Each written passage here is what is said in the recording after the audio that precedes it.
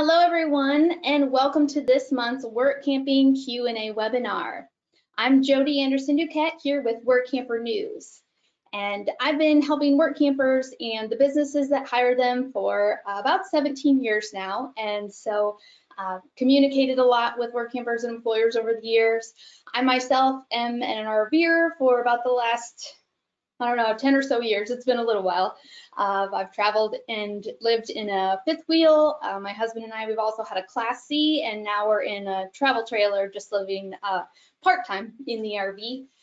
So have a lot of experience with enjoying the RV lifestyle, just as many of you likely already are or are hoping to do in the future.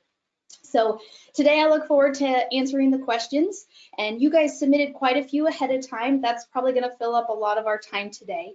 But anyone who is attending this live webinar, happy to take your questions while you're here. And so those of you who are on a desktop or laptop computer, you guys should have a control panel up there in your screen with a questions or chat section that you can click into and type in your questions. If you're on a smartphone or tablet, you should have an option on the bottom of your screen that you can tap in to put your questions into. And if you are on that single screen tablet or smartphone, you can swipe on your screen to move in between my talking face and the PowerPoint. And the PowerPoint's just going to show the questions on the screen. So that way in the recording, which we are recording this, it'll be easy for folks to click through the recording once we make that available to move around in between the different questions. So we do one of these about every month for the last year or so, and the recordings of these Q&As are available on the Workamper News YouTube channel. You're welcome to go back and listen to others. We often have similar questions each time, but there are different questions as well in each of the different Q&As, and we'll continue to do these going forward, so hopefully you'll join in and listen into other future Q&As as well. So, all right, let's dive in. And I know that many of you guys who are listening to this webinar, maybe you are familiar with Workamper News. You are a Workamper News member already. And if you are, we sure appreciate that. If you're not yet, we certainly encourage you to. So Workamper News is the entity that created the term workamping 35 years ago and started this whole community. So if you're in Facebook groups online, or maybe have found some other websites on the internet, that all came about from us starting this community. So we've been at it the longest. We have the largest reach in the community. The most employers utilize our services, and the most Workampers utilize our services than anywhere else. So we provide a robust toolkit to not only help you look through job listings and see what's out there, but our goal is for you guys to best understand this lifestyle, how to best go about it, whether it be just transitioning into RVing or getting into how to find a job in the right way, so that way you end up being more successful and have positive experiences that make this lifestyle more fulfilling for you and hopefully not a nightmare. It's not always rainbows and happy trails. There are bumps and hiccups and things that are going to come up along the road, but we know that the more you know, more confidence you have, the better due diligence you're going to have on this lifestyle, and that's just going to lead to more success in the long run. So we're focused on providing education to help you guys and support you guys, but we also have the most job listings, the most robust sort of listing search capabilities.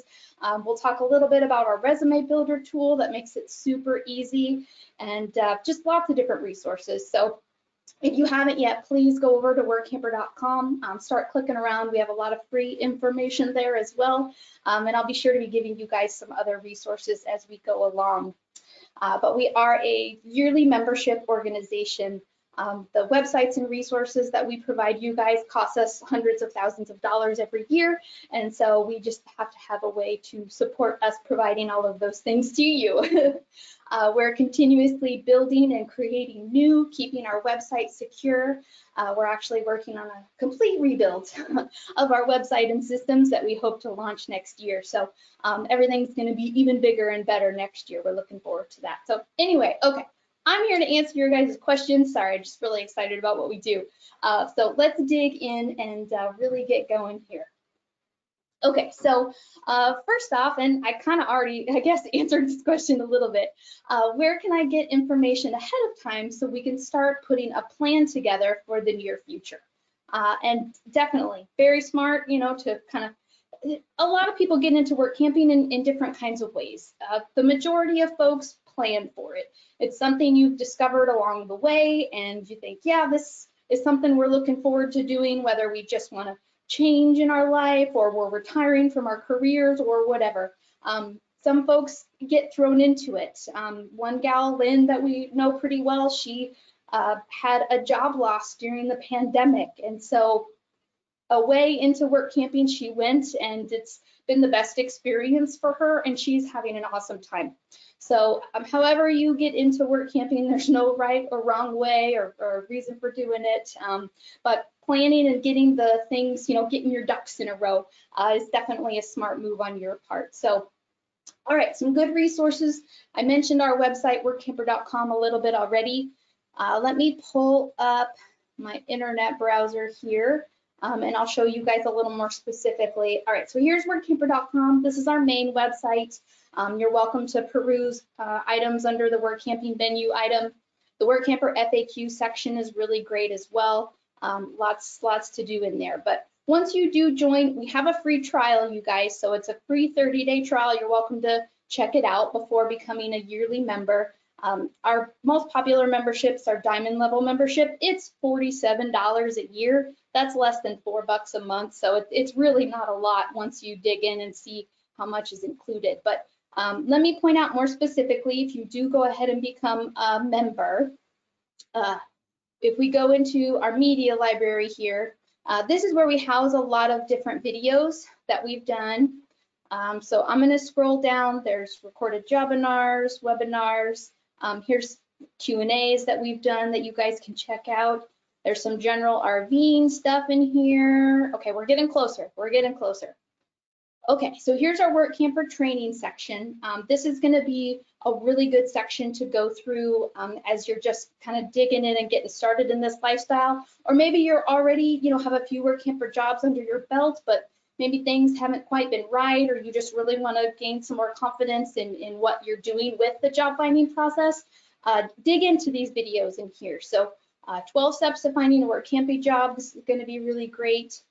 And one that I'm looking for specifically here to answer this person's question is timeline for implementation.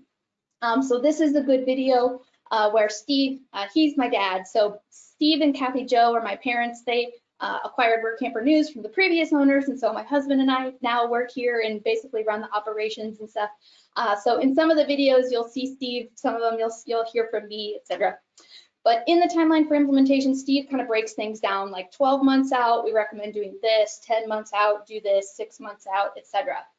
Typically, employers will start hiring 3 to 6 months or more before the start date of their jobs. So once you are, for sure 6 months away from wanting to start a job, I would be sure to, by that point, have your resume put together, how you want it to look and be good, and start doing the communicating with employers. Employers will either advertise their jobs, or maybe they'll just go into our resume database, search and look through Workamper resumes, or look through our situation wanted ads that are ran by Workampers. So some employers advertise, some never advertise, they're just proactive recruiters. So it's good for Workampers to kind of play both sides. You want to be reviewing the job listings, but also make sure you're putting yourself out there by having that resume created, and also run situation wanted ads if you're up to it as well. So timeline for implementation is going to be good for helping you get those ducks in a row, as they say. But there's lots of other good videos in here, developing your resume. That goes along with a question later, all about work agreements, making first impressions, etc. Lots of good stuff in here for you guys to dive into. I would also recommend, if you like listening to podcasts, we do a weekly podcast. It's called The Workamper Show. So you can listen to that at workampershow.com. This is our website for it. Or if you already use a podcast streaming app, like Apple Podcasts or Google something, iHeartRadio, etc. Just do a search for The Workamper Show, and that should pull up in your app and you can subscribe there. But each week, we usually publish on Tuesdays. And so the episodes will either be an interview with an employer that hires Workampers, so you'll get to know more details about their opportunities, or it'll be an interview with a Workamper or an entity that's that helps RVers. So like as we see the first 3 episodes here, one is an employer, one is a Workamper who's actually been RVing over in Europe. So that's kind of cool. And then we have a podcast episode about Your Best Address, which is a mail forwarding service that helps RVers, full-time RVers, set up a domicile in South Dakota and So lots of good episodes. We're almost 200 episodes, so there's definitely a good backlog for you guys to listen to. But whatever you are, if you're a family wanting to get on the road, a solo looking to do more traveling, or a couple wanting to experience this country together, RVers and Workampers come in all shapes and sizes. So there's lots of great interviews on here, so you'll get to hear the different experiences and how, you know, each of these folks have what they've learned on the road and how things have gone for them. So really fun to hear all the different stories, and just another way to learn about some of the different opportunities that are out there. Because work camping isn't just working in a campground, you guys. It's really a lot more open than that. Work camping is doing any kind of work while living in an RV. That's it. That's the definition. So don't limit yourself into thinking you have to do a certain type of job or receive a certain type of compensation. Like, we want you guys to do what you want to do, try new things, see new places. So don't limit yourself and get too boxed in there. There's lots of really cool stuff to do. All right, we also have a blog website here, goneworkcamping.com. I post new articles here about every 2 weeks. Sometimes it's about work camping jobs. Sometimes it's kind of how-to articles about the lifestyle. Sometimes it's just kind of some general, you know, being more successful at life kind of articles. So this is another free source you can dig into while you're in that, you know, thinking about this for the future kind of mode. Also, there's certainly, you know, Facebook groups that you can join. We have a Facebook group called Workamping Today. There's another really big Facebook group just called Workampers. It's not operated by us, but the folks that operate it are longtime members and very successful Workampers. So you can definitely dig into those communities. You're going to get a lot of input when you pose questions, some helpful and some not so helpful sometimes. So just be careful there in some of those groups. It gets a little interesting. But definitely lots of resources out there. If you're a YouTube video person, there's Steve Turtle is what he goes by in his YouTube channel handle. But I think it's like a Workamper story is his YouTube channel. He's put together some really good videos, so you can definitely check those out too. So another website I would recommend is called liveworkdream.com. That's Renee Agredano and Jim Nelson. They're the operators of that big Workampers Facebook group I was talking about. They have a really good book called Income Anywhere, and they've really compiled a lot of good information and resources for Workampers. So liveworkdream.com is another good website. And sorry, I didn't pull that up. It just came into my mind here just as we were talking about it. So, all right, that's a lot of content for you to devour. So we'll call this question answered and move on to the next one here. Alrighty, so how do I find a job? What kind of jobs are available? How do I figure out this thing? So back when we were in the media library where all those videos were that we were looking at, there was the 12 steps to finding a work camping job. So that's a video that I recorded a couple years ago. Really not much has changed in the game since then. You can find that video on our Workamper News YouTube channel as well. 12 steps to finding a work camping job. So you don't have to be a member to watch that video. Anyway, that's going to go even more in depth on this process because I'm not going to go through all of that. Today, I can talk about it for easily an hour, hour and a half. So I definitely recommend you guys watching that video at your convenience to really get into the details on that. But like we talked about, a lot of Workampers, a lot of employers do plan ahead. If you want to start looking 3 to 6 months in advance for a work camping job, you definitely can. There's going to be employers actively recruiting at that time, but you don't have to. If you're like, oh, well, I want to start next month. Okay, cool. There are totally jobs available for you to start next month if you want to. We just want folks to plan ahead to open themselves up to the most amount of opportunities that are out there. But you can absolutely find jobs that come up right away or are starting within a month or two. Absolutely. So just be proactive. The most successful work campers are the ones who put some effort into the job finding process. While if you do create a resume in our system, you will have employers coming to you, but it would be wise to look at job listings, respond to the employers the way they have asked you to, because every employer is going to be different in their interview process, application process, and how they do things in general. So you can't really expect things to go the same. Communicating with all the employers, they're all just a little different. So that can be very annoying, but also, variety is a spice of life, right? So definitely be willing to put some effort in and communicate. Try to make a good first impression, have a good complete resume put together, and just be sure to communicate thoroughly as well. Again, negative things tend to come up when, we had an expectation and the reality ends up being something different. So you want to ask a lot of questions ahead of time. In that interview process, researching that employer, reading reviews from work campers, etc. You want to learn as much about that employer as possible so you can make the right decision for you, because not every job, not every employer is going to be right for every work camper. And that's kind of, the beauty of this lifestyle as well. So there are positions where you're volunteering, you're just working usually in trade for an RV site and perks. There are positions where maybe you work a few hours a week and trade for your site, and then so many other hours you're going to be paid an hourly wage. There are other employers that will provide your RV site for you and pay you for every hour worked.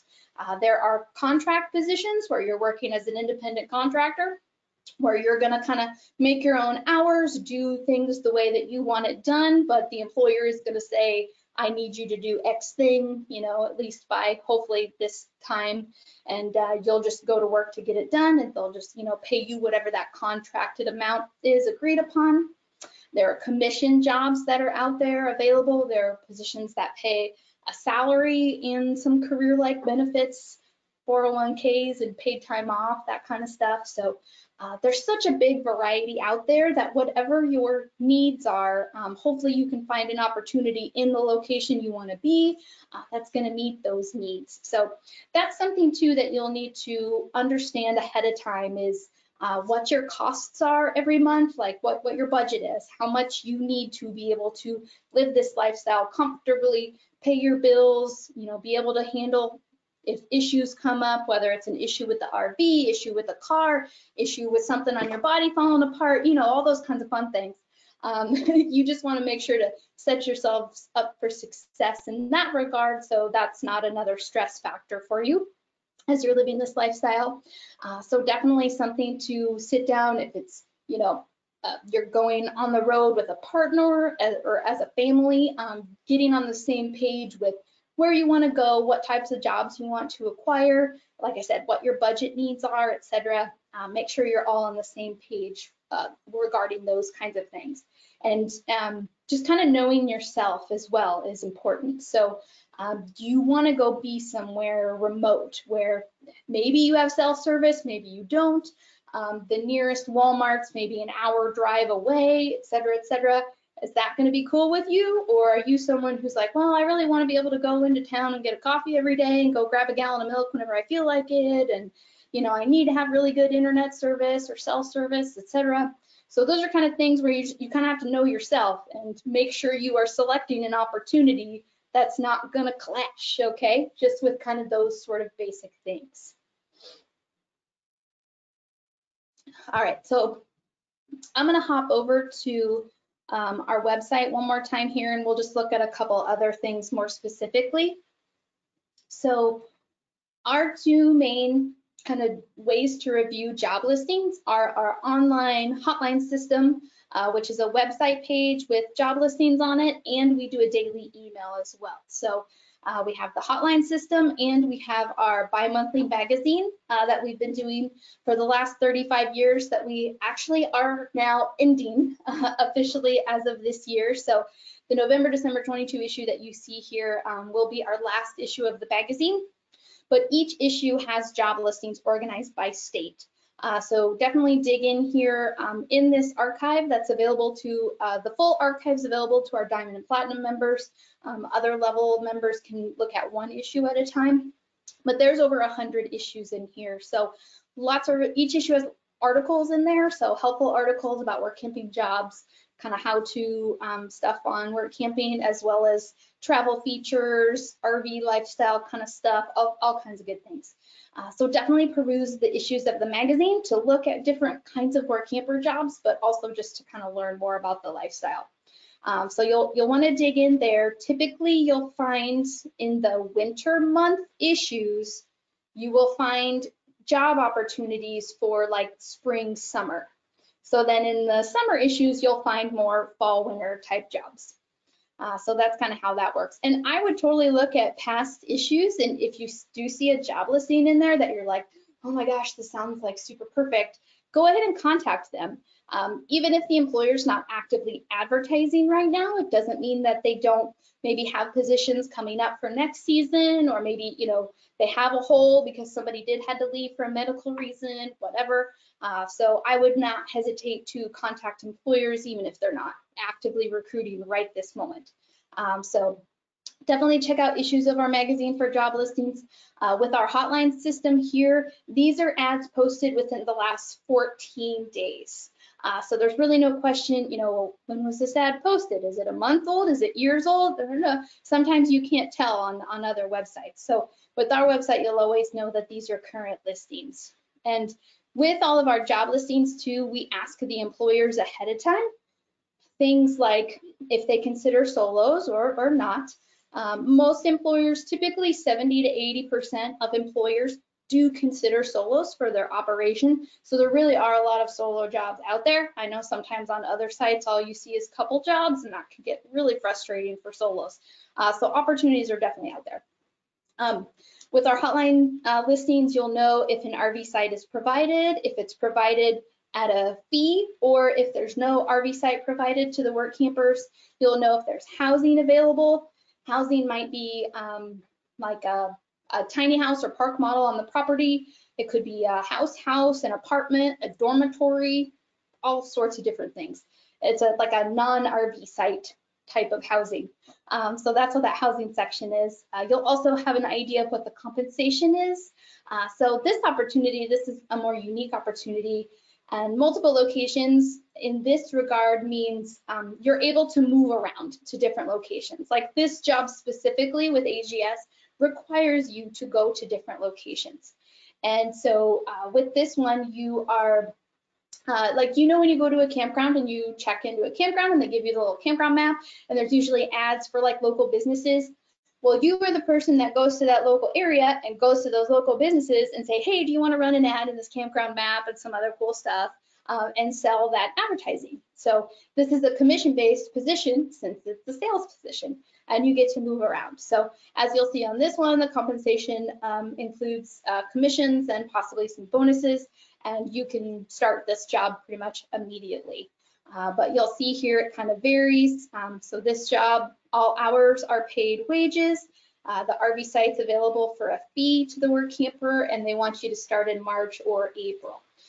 So since we have all of this detail with our work camper jobs, it allows you then, the work camper, to be able to search through these jobs quickly and easily to more, you know, quickly find the opportunities that are more likely to be right for you. If you're someone who needs to be paid for all hours worked, you don't necessarily want to be looking at the volunteer jobs that are just working in trade for RV site, and vice versa. So we give you guys that capability here with that. You can search by state, say I want an RV site available and I want to start immediately.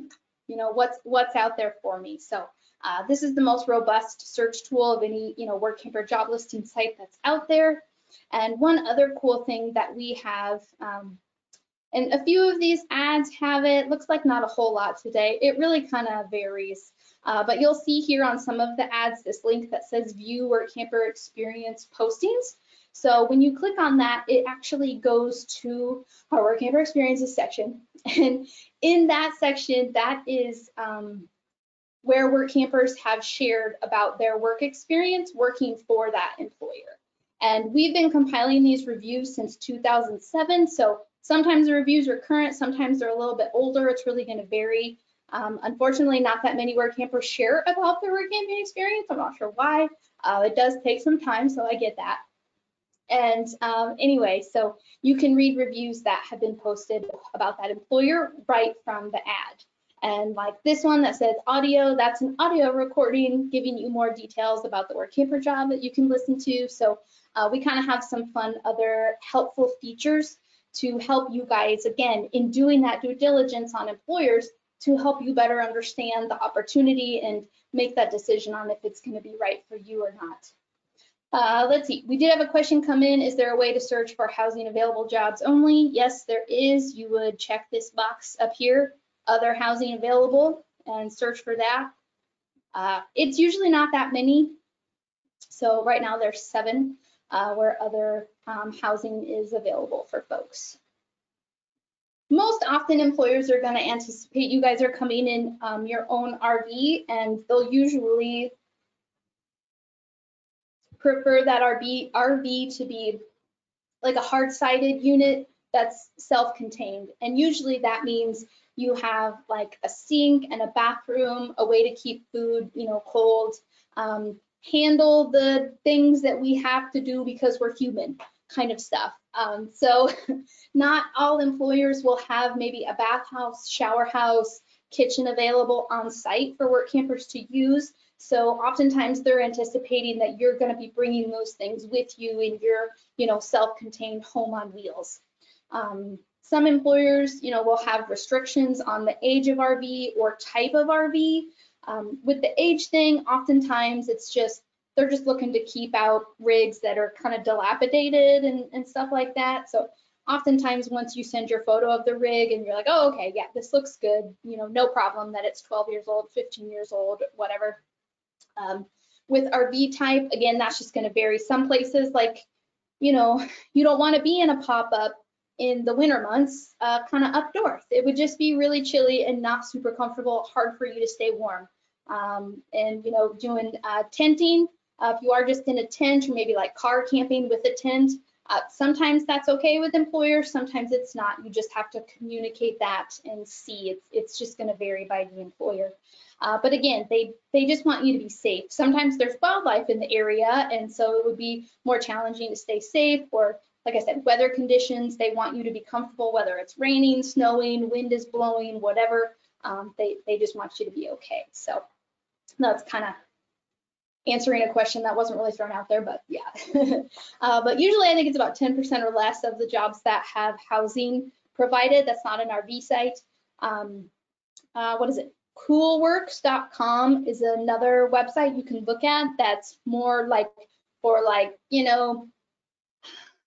20 somethings oftentimes that want like ski bum jobs and stuff. Like there's lots of cool jobs like that on there. But I think they have a section where you can just search for jobs that provide housing as well. And it's going to be in more of like the touristy, resorts and different kind of places like that. So it's Cool Works because I think it's like cool jobs and cool places kind of thing. So anyway, so that's another website that's out there that you can look at, especially if you're seeking housing options provided to you. So, all right, we'll talk more about resumes later, but these are kind of the 2 main avenues for finding Workamping jobs.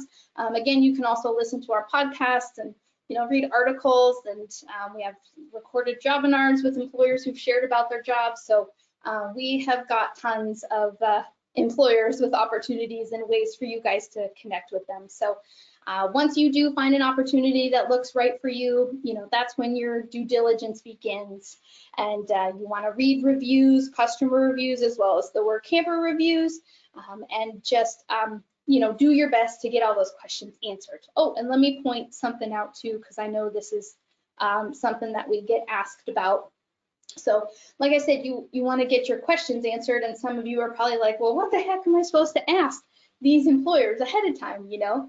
And so that can be a little overwhelming, especially when you're just getting started. So we do have some resources for that. It looks like our website's running a little bit slow at the moment, but I'm going to go over to our article index. And in the article index, we have a job finding category. This is another avenue for reading articles. Sorry, things are so spread out, guys. It's going to be better on the new site. All right, but here in the job finding tools category, there's questions to ask an employer number 2, which means there's a questions to ask employer number 1. And then I would also look at low overhead, or I should have asked. So these are some good tools, articles for kind of helping you develop that list of questions. There's another article on our blog too, just about questions to ask about your RV site.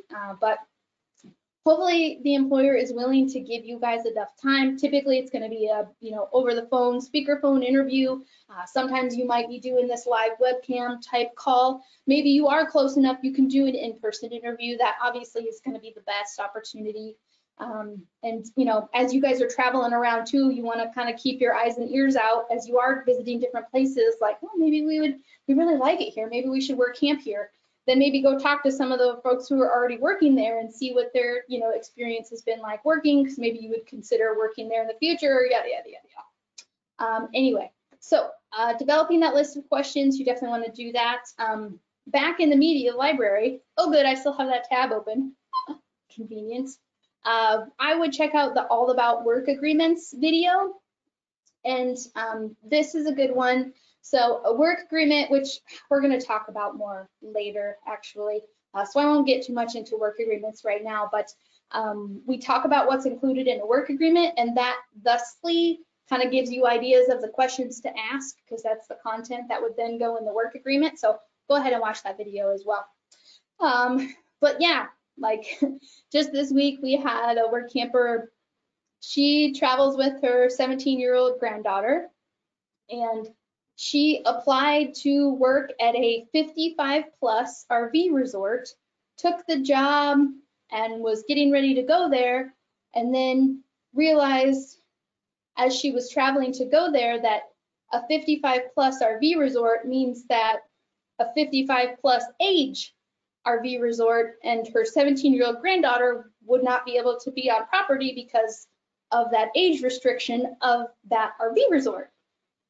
And so, like, sure, not everybody knows what 55+ means, but in that instance, it's like, well, what questions did you ask ahead of time? Did you look at the website for the business?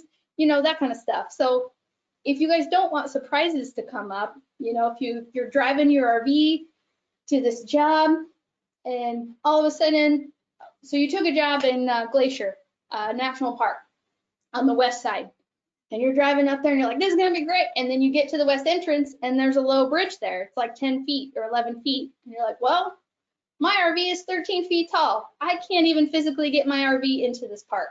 Crap. That's the kind of thing that you want to know ahead of time so you don't run into stuff like that. So it may sound kind of silly, and sometimes it's like, well, that seems like common sense. But when you're just starting out, you don't know what you don't know, and you may not understand certain vernacular in the lifestyle, and you're just so excited and ready to get into it that you might, kind of rush into things. So that's okay. Everybody goes through that. So just be sure to take your time, do your due diligence, and it's going to end up a lot better for you guys. So anyway, we go through more of that later. In that video that I talked about, the 12 steps to finding a work camping job and stuff like that. So, all right, we're on question 2, and we've got about 8 more questions to go, and I've talked about like half the time. All right, so let's see here. Okay, let's go back to our PowerPoint. I think I've pretty much exhausted this one for now. Alrighty, what if I have no experience? Most of our camping positions are going to be more like entry-level type positions, and most of our camper employers are willing to train. So don't feel like, oh, I've never worked camps before. Well, as we kind of talked about, work camping can be a lot of different things. So, you may not have specific experience in using campground reservation software, but you've been using a computer for the last 15 years and you're very adept at clicking around and understanding how software works and, maneuvering files and things like that. You're probably going to pick that up pretty quickly. So those of you who are just starting out, don't have any jobs under your belt, that's cool. Don't let that make you feel like you're not worthy or not capable. You want to communicate with these employers with confidence. You likely do have things that you've done in your life that would apply to the different types of jobs you may want to apply for. If you maintain a house and property, mowed your lawn, painted, maybe changed a light fixture here and there. Maybe you maintained your car, you're somewhat handy with tools. You could probably handle a light maintenance job at some of these different locations. Or if you have a job like I have, where I spend a lot of my time, communicating with customers via email, answering the phone and talking to people. Maybe you were a bank teller, you handled money. You have customer service skills, computer skills. I do well on a phone, I can speak well, personable. So just think about the different stuff you've done, whether it was in your previous jobs that you've had, just being a homeowner, raising your kids. That's provided a lot of skills for people over the years: patience, organization, etc.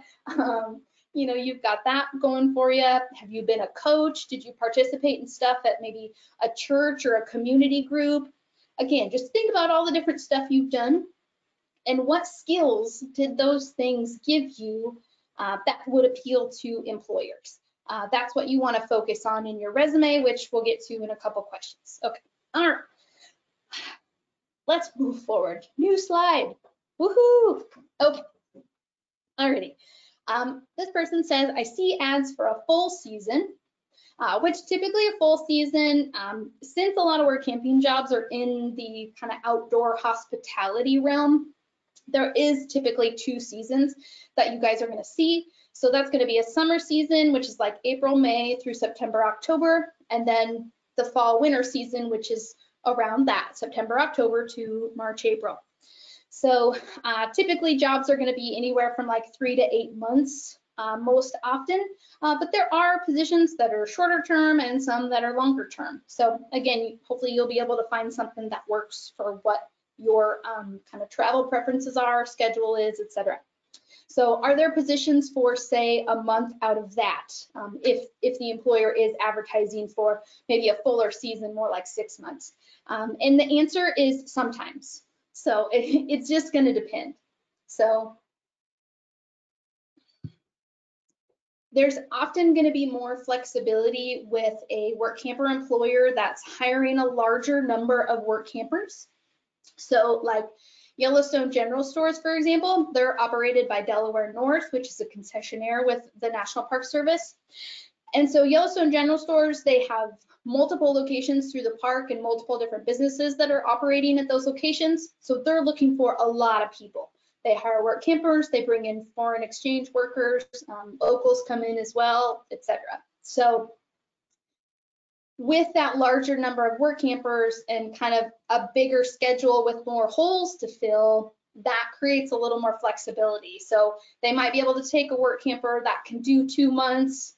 And then if you want to come in, when that work camper leaves, they can fill in the holes, with you for a month or 2, and then maybe someone else that comes in. They have more folks kind of coming and going. If you're looking at a smaller operation, like maybe a mom and pop campground, they may hire, 3 or 4 people, which might be 2 couples or a couple solos and a couple, etc. So they're really looking for folks to come in, train, and stick with them through the season, because they don't, they're mom and pop operators, they're running the whole business, they're managing employees and dealing with the bookkeeping and the inventory and the cleaning and the maintenance and the taxes and the blah, all that kind of stuff. So they're going to be a little less interested in one work camper being here for a month and leaving and someone else coming in and trying to get them in to train and gel and mesh and flow, etc. So that's a little bit of a long answer to your question, but Oh, I just realized I'm showing the wrong PowerPoint. How unprofessional of me. So sorry, you guys. You're looking ahead at all the other questions now. I know it. Let's get focused. Okay, sorry about that. Woo, rabbit trail. Okay, anyway, so it's going to depend. If you see an employer advertising for a full season and you're like, well, I could come in for this portion of that, just ask. That's really all you can do. Some will say yes, some will say no. All right, next up, which you guys probably already saw. How to apply for manager jobs. What experience do they need? Not to sound like a broken record, but the last answer kind of applies to this one. So how to apply for manager jobs, whatever the employer states in their ad is the process you should follow. Most often employers are just going to say, call this phone number or email your resume to da, da, da, da, da. Some employers may have an online application process that they'll need you to go through. So it's just going to depend. You want to try to follow the instructions as closely as possible, because sometimes employers who have applicants that don't follow the instructions, they immediately don't consider those applicants because the applicant didn't follow the instructions in the ad. But I don't think that really happens a lot. Employers oftentimes are a little more flexible, and yeah, I wouldn't worry about that too much, but still, you want to try to follow instructions. So there are manager positions that come up quite a bit, like on our hotline page, or if you have an issue, a PDF issue of our magazine open, you can do a keyword search for manager, management, to find ads that do indicate that is in the ad. So those are fairly easy to search for that way. What sort of experience do they need? Again, that's going to vary. If it's a manager of a campground, that's one operation, a manager of a retail store, a manager of a hotel, a manager of a Christmas tree sales lot. Again, it's really just going to depend on the business type and the employer. Some may be willing to train, like maybe you have management experience in XYZ business. You've never worked in whatever this new business is, but you have management experience in general. They may be willing to come in, hey, we'll teach you how this campground thing works, but you at least already know how to manage people and kind of daily operations, and you're organized, etc. So it's really going to kind of vary. It's going to vary. All right. How do I create a Workamper resume? And Workamper resumes can be more simple than maybe what we think of as like a career type resume. They don't necessarily need to know, everything you guys have done since y'all were 14. Because a lot of us have had, multiple jobs and stuff over the years.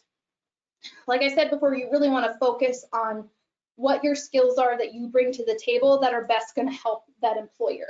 Because when they're looking at your resume, they're wanting to know what's in it for me, what's in it for me. So, try not to get too in depth on, the different types of things you've done. It's more so important what those types of things have given you that you can then share with that employer to make their business better. Okay, so we will pop back over to our website. Okay, again, in the media library, we've got some videos on resumes and things in here that you can take a look at. Article index as well. We have multiple 4 tips for a resume, spruce up your resume, self-promotion, resume, lots of stuff on resumes here. But the piece de la resistance is our resume builder. So if you guys just want to, open a Word doc on your computer and put some stuff together and send that off, cool beans, that'll work. But if you are a member of ours, you can create your resume using our step-by-step builder. Where you kind of just answer some questions and fill in some blanks. And when you do use our resume builder, as long as you've updated your resume within the last 6 months and you have the first 4 sections filled out, your resume can be available in our online database, which is searched by thousands of our employer members. And our database is secure. It's not like open to the internet. The only people that can access our resume database is our employer members who have paid for a membership. And one of the benefits that our members have is that you guys have us. And so when new employers join, we usually kind of scope them out a little bit, check on their business and see that they're a real business that's out there at least. we have had spammers try to come into our system and create a membership, run ads, etc., but we stopped them before those people got to any of our members. Now, there are other websites out there that are always free, that have open job forms and resumes. So if spammers are getting into our system, which is a paid system, they're certainly in the systems that have no support staff and just always free stuff. So I just please be cautious. I don't think there's a lot of that, but definitely be cautious when you guys are sharing information online that's open to the entire internet, whether it's on Facebook or another website. Just, be cautious. Don't necessarily always post all the things about yourselves on those kinds of stuff. And again, just coming back to that due diligence when you're researching an employer, if something sounds fishy, it's probably fishy. If they're wanting you to send in paperwork with like social security numbers and that kind of stuff, like through email ahead of time, if they're saying, oh, you need to provide a credit card in order to apply for our job, that kind of stuff. Never send sensitive information via email to anybody. So anyway, just try to be cautious especially when playing on the internet. So anyway, okay, back to resumes here. So with our resume builder, your resume can be in our database. Employers will pull up resumes and take a look and then contact you if they think you guys might be a fit. So you just come in here, you put in your contact information. You don't have to put an address if you don't want to, but you do have to at least put in one email. Availability date, the season you want to work for, the different type of businesses, if you want wages, if you want full-time, part-time, etc. Of course, the states you want to work in. You can enter some work history if you do have past work camping jobs or other jobs that you want to put in here. The sell you section gets a little scary for some folks. It's a section where you can type in whatever you want, but in the top right corner here, under the blue button, there's a button for view sample. So you can take that and kind of use that to base your sell yourself text on if you like. You can put photos in or not, totally up to you. And then if you have made a video and put it on your YouTube channel, you're welcome to put a link to that video there. Just a short video recording yourself saying, hey, we're super awesome and we want to be your work camper and do awesome stuff for you. So once you fill out all those sections, our tool puts the information all together in a nice little format here that employers can then find in our database, or you can email your resume to anybody you want to.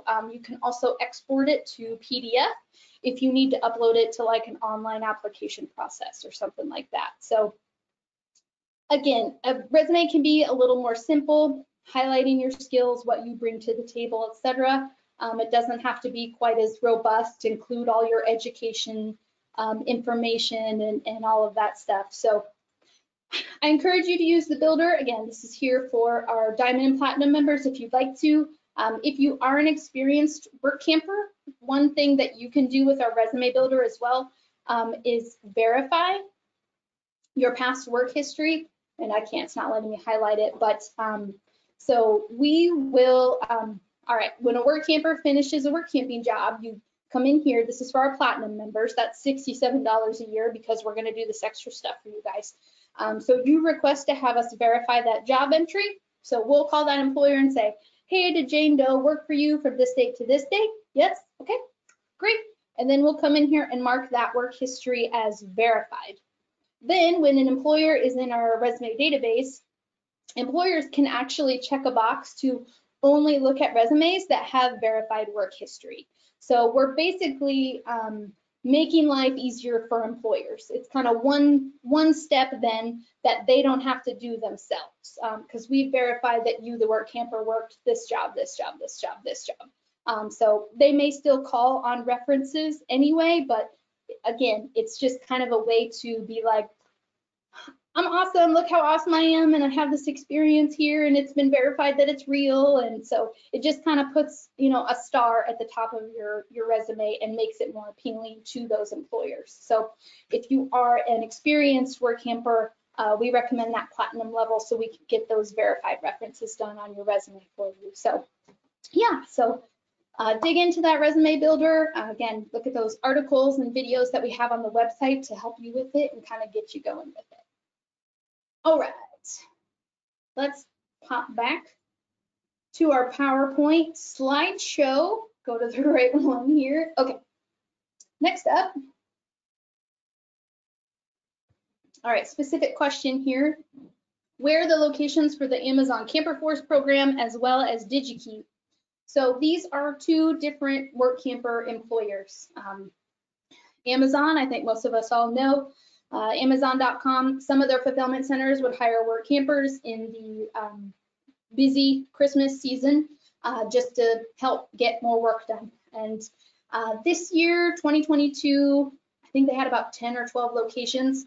If you go to amazon.com/Camperforce, that will take you to Amazon's website where they have information about that.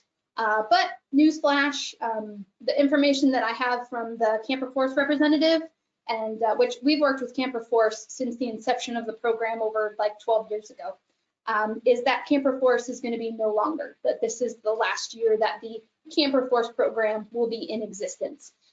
Now, anyone can still go work at an Amazon fulfillment center if they want to.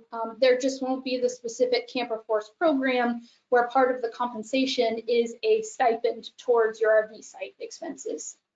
So Amazon.com/Camperforce will give you info on the 2022 jobs, which I think you might be able to apply for another week or so. DigiKey, that's a electronics fulfillment center located in Minnesota, northern Minnesota, I believe. Express Employment Professionals does the hiring for DigiKey. If you go to workamper.com/express, you'll get to their featured employer page, which will have some more details there about the DigiKey program. That's only one location for them. All right, next up. Considering switching from volunteer to paid jobs, this person is a bit hesitant to go for the paid jobs as she feels she will be treated differently than how she was treated as a volunteer. So will she be treated differently? Again, it's going to depend. So we have heard that before in the past where Workampers who are able to do volunteer positions, more so working for like a government entity, like a state park, Corps of Engineer, campground, maybe a nonprofit, a county park, entities like that, Forest Service, campgrounds, where you're just working a few hours a week in trade for your RV site and hookups usually. Volunteers are often appreciated as it's a supplemental workforce for that entity. You know, like the Corps of Engineers, they have rangers and contractors that are working on site to, you know, do the operations of it. But then the volunteers are kind of like icing on the top to take the burden off of the paid workers. So from what Workampers have said, there is more of an appreciation factor for volunteers with those types of positions, just because of that factor. Now, does that mean Workampers who take jobs that are, you know, where you're provided an RV site, paid for all hours worked or paid for a few hours after working some hours for your site?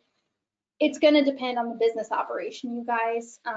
You know, there's really quite a variance. So there's large operations, even just if we're looking at campgrounds, you know, there's big campgrounds with big properties, like the last podcast episode is Jellystone Park in Wisconsin, and they're looking at hiring 200 Workampers. And then maybe you go, you know, 15 miles down the road to, you know, Smith RV Park, and they've got maybe 20 RV sites, and it's a mom and pop, you know, running the operation. Both of those parks may pay the Workamper similarly, but obviously the work environment is going to be much different at both of those locations.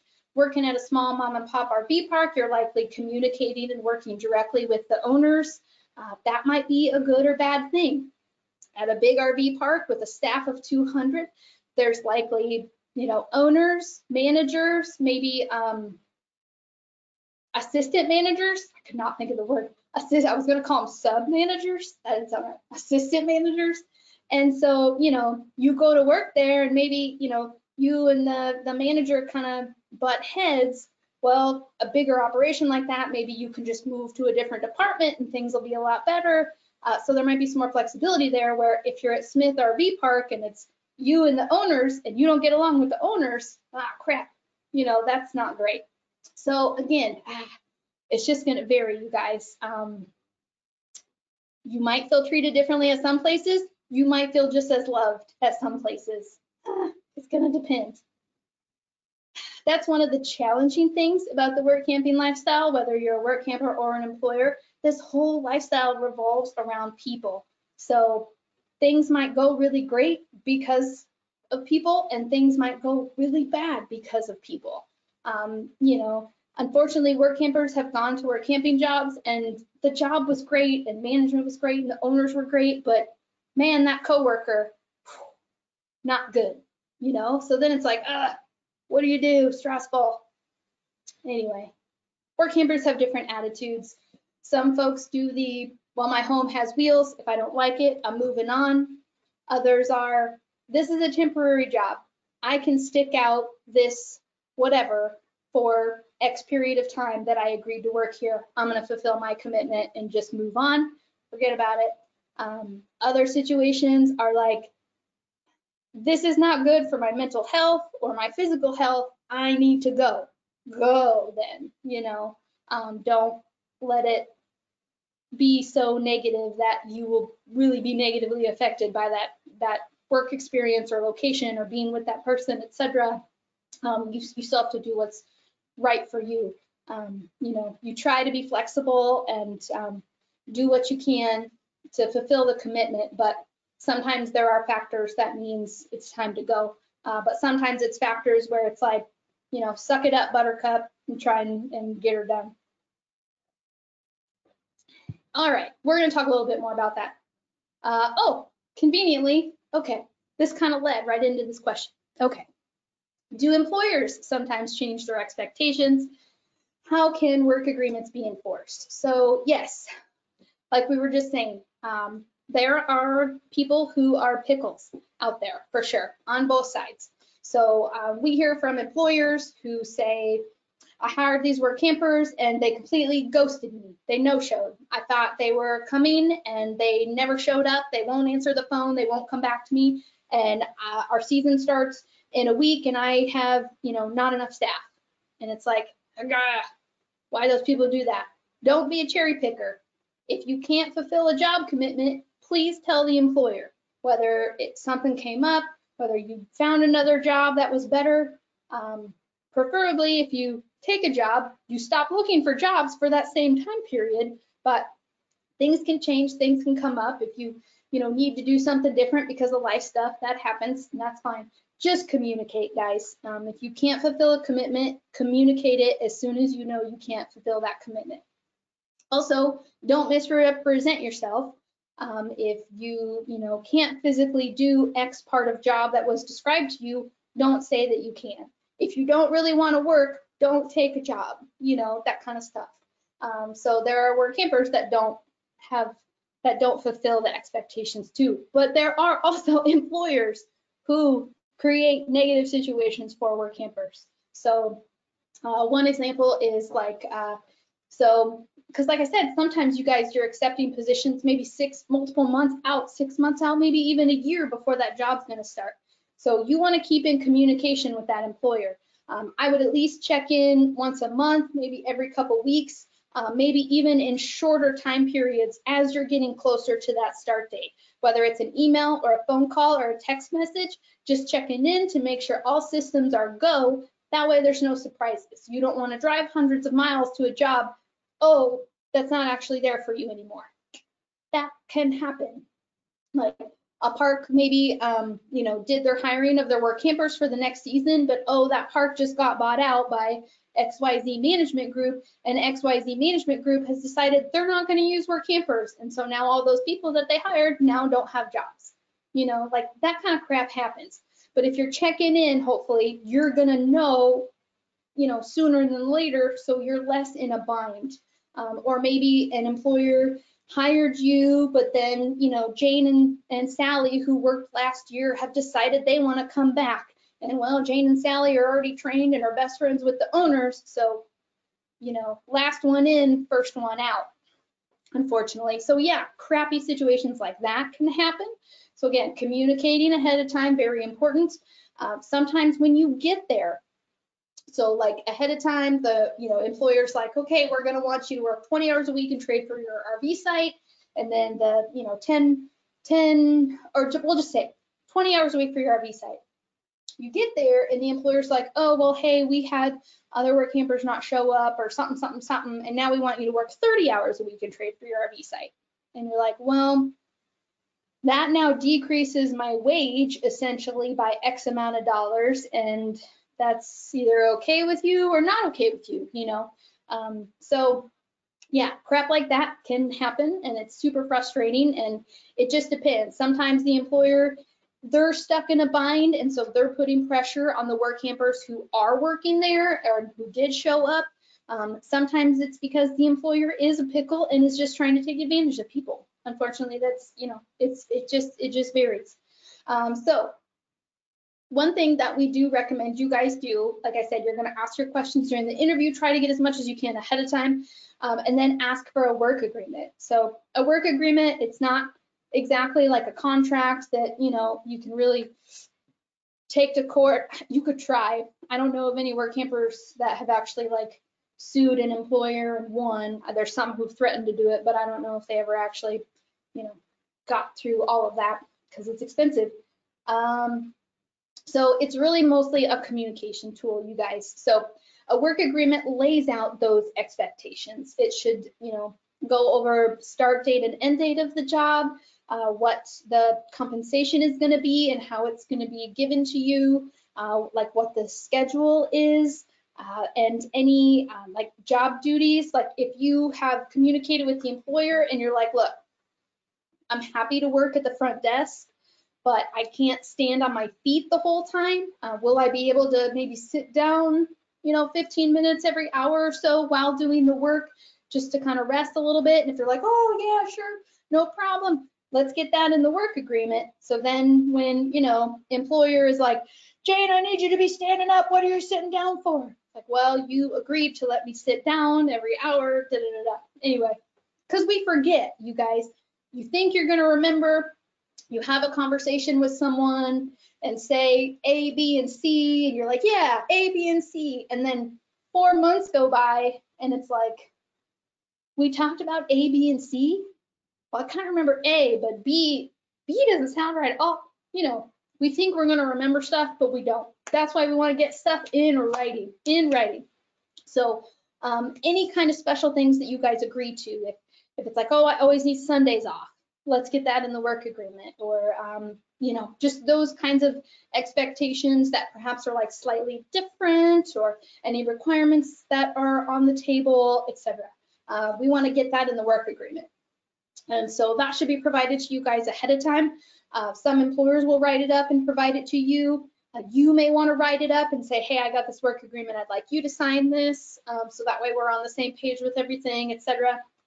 And so if you are, then you've gone to the job, you're getting started, things are flowing and going, and it's like, oh, things are kind of veering off from what our expectation was. So then you can use that work agreement that you have to communicate with the manager, owner, whoever, and say, look, this is what we agreed to ahead of time. What is happening is this. What can be done to get us closer to what we agreed to?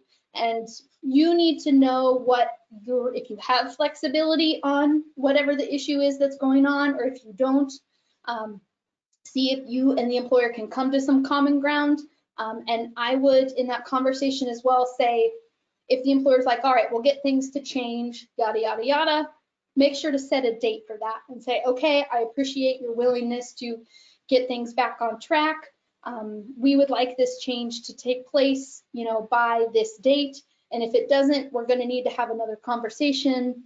And perhaps at that point, depending upon what's going on, maybe you would need to leave, kind of thing. So it's a communication tool to help everybody be on the same kind of page.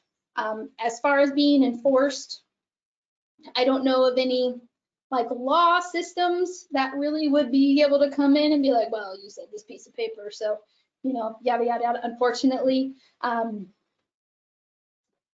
yeah, I mean, there is, of course, if you guys, you know, if a work camper like was supposed to be paid and they weren't paid, you know, the labor department and stuff, that's when you go to them in the state and, you know, they then, you know, penalize the employer and try to get them to, you know, get the wages paid and that kind of stuff. So there are like, you know, entities like that in place for that kind of stuff, but it's really kind of up to you and the employer to enforce that work agreement and try to have those communications, the conversations, which aren't fun. You have to have kind of confrontational conversations, but you know, coming to them and communicating calmly about stuff is it's the best kind of plan of action. And so you can at least say that you tried. You know, things weren't going as planned.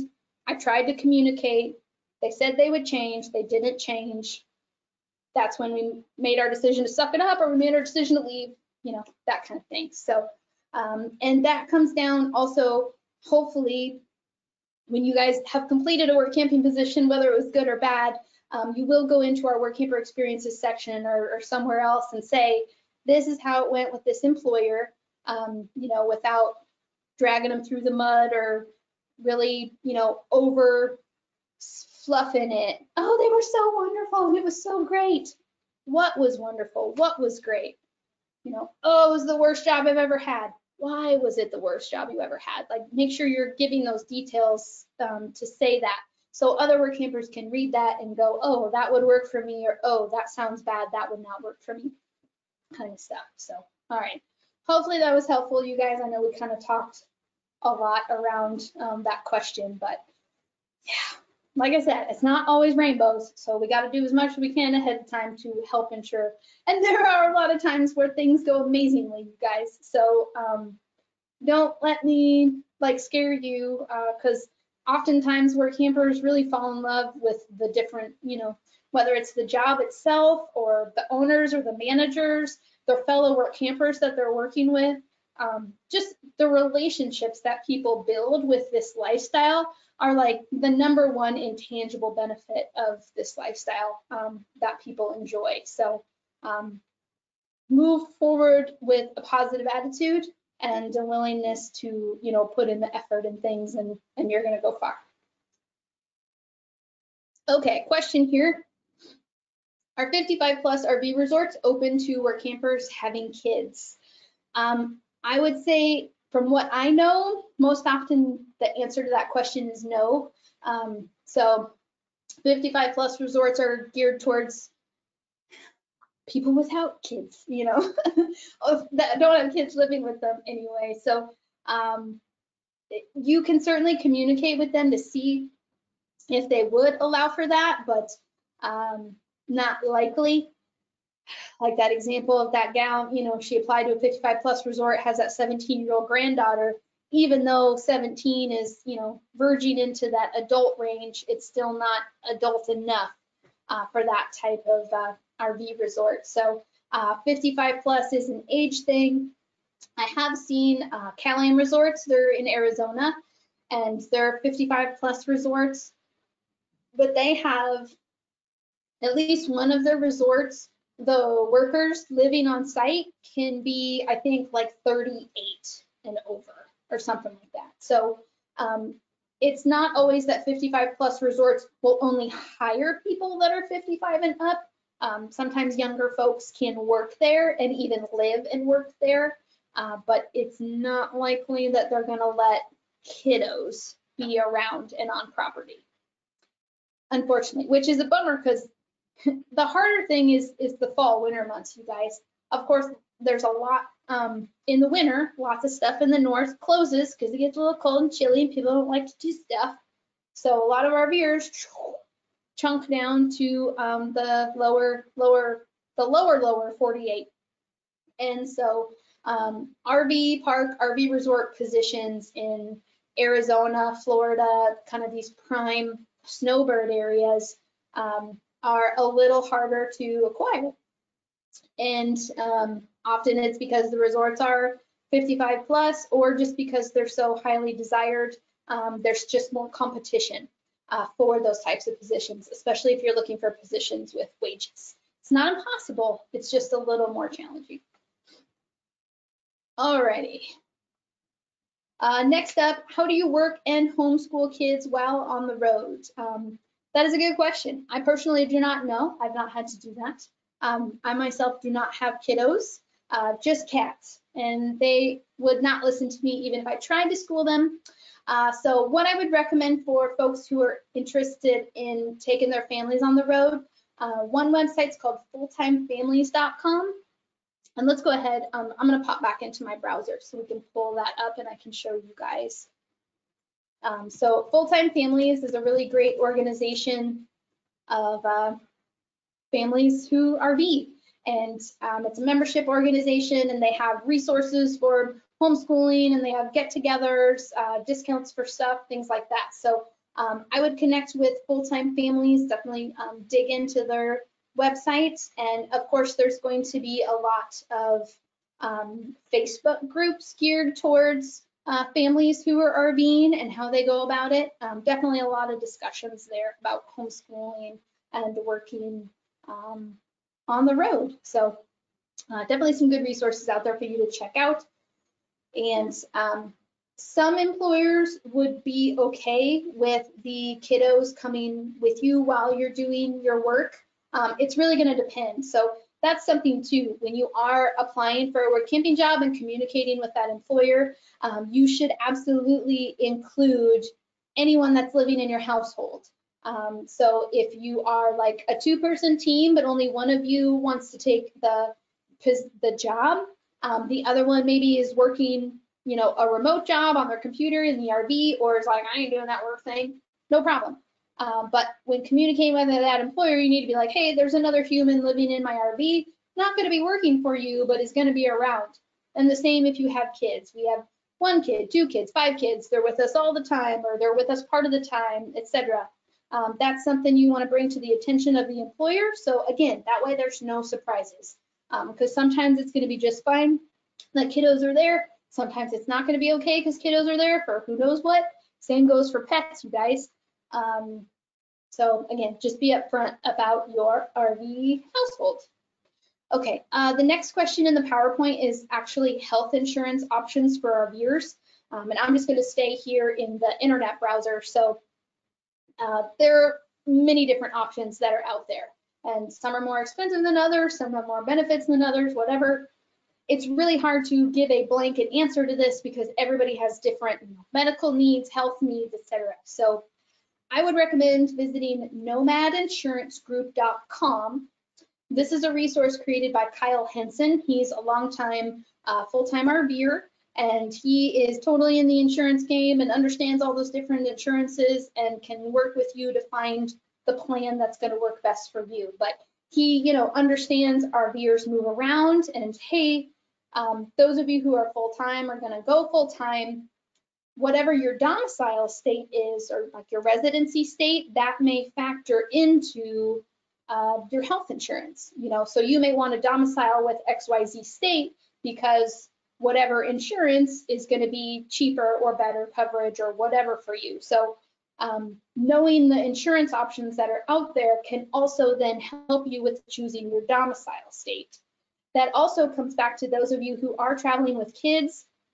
From what I've read, different states have like different school requirements for kids. Some you have to like notify the state that you're homeschooling or whatever, or you have to connect with a local school district that you're in or whatever. So that sounds a little kind of mushy-gushy and some stuff to figure out. But that's another thing that may factor into what state you choose as your domicile state. So lots of fun things to think about. It's not always necessarily just throw your stuff in an RV and take off into the sunset. There is kind of some ducks you want to get in a line before jumping off into the sunset. So, but luckily there are resources out there to help you guys with all of these things. We are fortunate to be blessed with such a good community. The RV lifestyle community, the work camping community really just has a lot of great people in it. So, all right.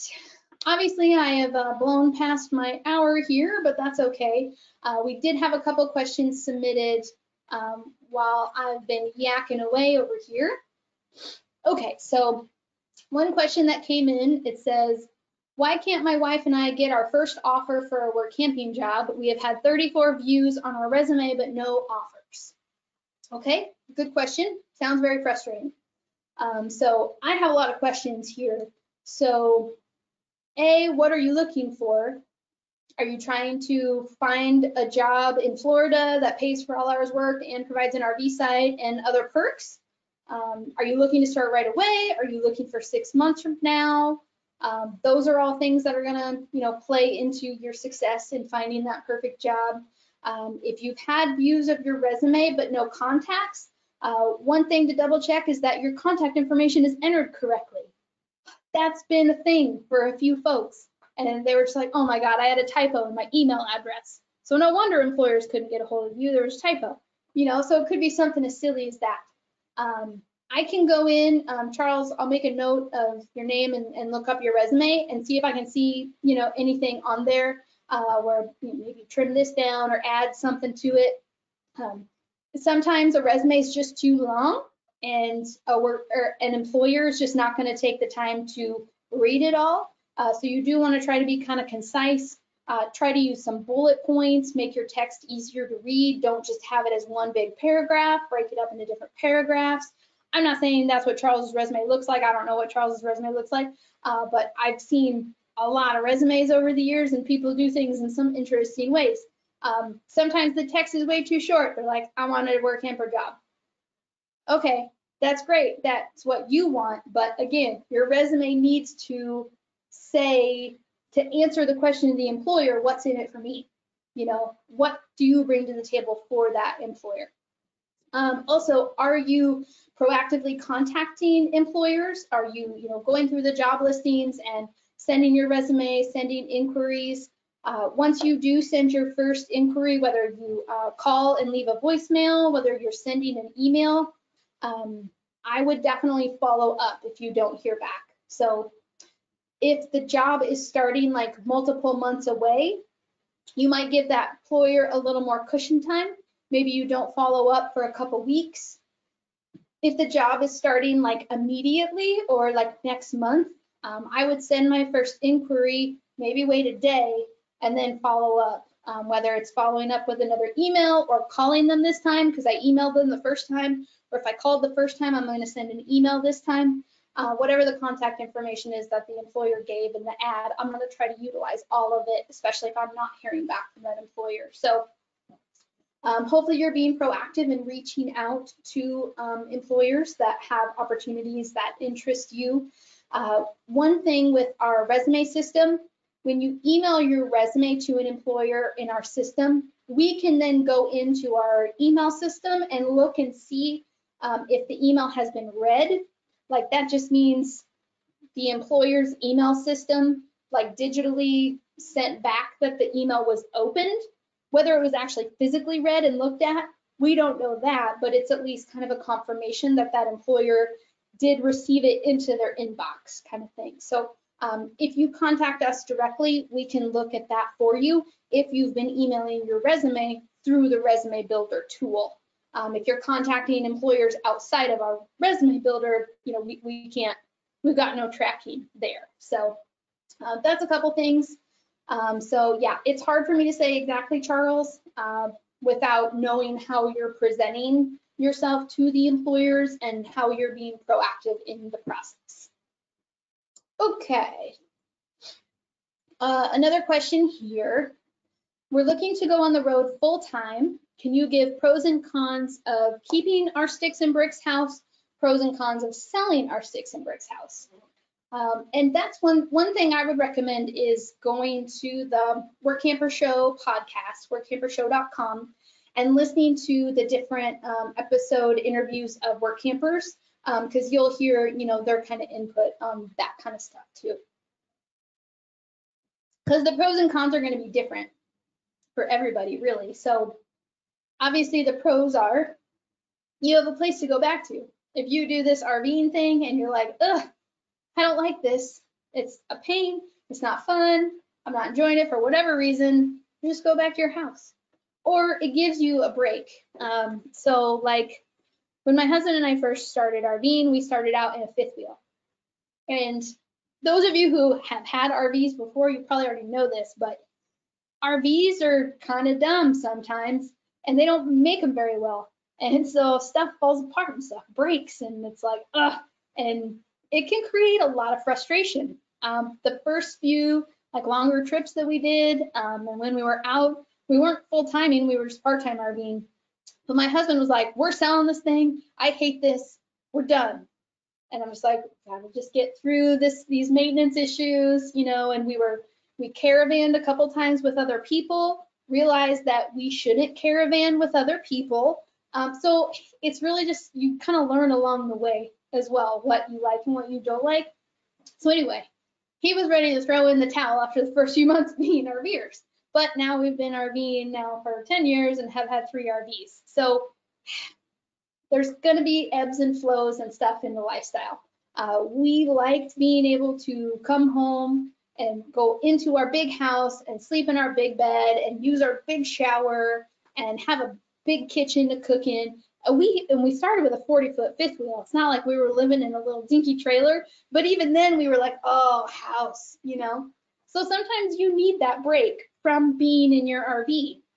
And my husband and I are used to spending all of our time together anyway, because we work together, live together, do everything together. So that transition was no big deal for us to be living in a small space and being together all the time. That was normal for us.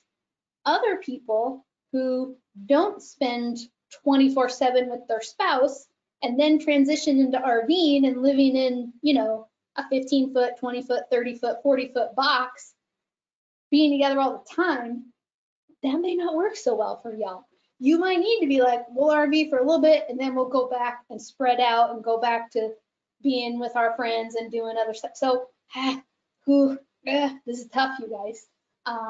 So that might be, you know, some pros and cons there. Cons are that it's always in the back of your mind. Oh, I've got this house out there. Hey, it's freezing temperatures. Oh, it's extra hot temperatures. Is the house okay? Is somebody broke into it? Is something going on? Like, we were in Florida and there was a freeze in Arkansas and the pipe burst outside in our shed for our sprinkler system and water was spewing out our yard. And we're just in Florida, like having dinner downtown Disney or something, you know, while our yard is flooding. And so our neighbors had to figure out how to get a hold of us and say, hey, your yard is flooded. And we had to call somebody to come and, you know, that kind of stuff is going to come up. So you've always got this house in the back of your mind. So I guess that could be a con of keeping it. There's costs involved with having it. But if you utilize it as like you turn it into a rental, like you Airbnb it or something half the year, or just make it like a rental where, you know, someone comes in and rents it for 6 months or whatever, then it becomes a business asset and you could potentially earn income on that. So there are definitely some pros of keeping it. Selling it, it's just done. You don't have to think about it. But you're full-time RVing and a pandemic happens and you're like, and maybe the RV park you're in closes because the state there, dumb, close everything down even though it's outside. What are you gonna do? Where are you gonna go? You gotta go find another RV park. What if all the RV parks are full? That would be a con. You don't have a house to go back to. Lots of different factors, you guys. So anyway, those are some of my thoughts on that. This has been discussed to, you know, in recordings, videos, jump into an RVer group on Facebook. RVers love to share about their life. So you'll get lots of other input and of course things that I, you know, wouldn't even think about too. So, all right, hopefully that was a little bit helpful. Okay, one more question here and then we're gonna wrap things up. What do I have access to on your website if I'm not a member? So you can come to workamper.com and click on all the things, and if it doesn't open and asks you to log in, then you don't have access to it. So under Workamping job resources, some informational pages, how to find a job, that's free. Sample job listings, that's free. Sample work agreement, that's free. Volunteer job listings, that's free. The FAQ is free.